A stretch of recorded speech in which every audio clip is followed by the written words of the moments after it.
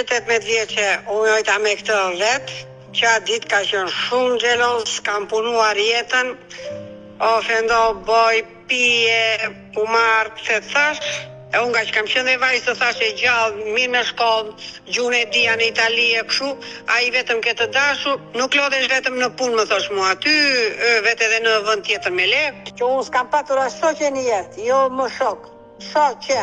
Kur ka arritur ai mua me dhëndrin, çupa në Itali. Edhe ajo shketa punonte, ashtu të diela, dispunoj dhëndri, je me dhëndri tani më tha mua dhëndri e dëgjoj. Po ne kam si djalin tim, ori thash.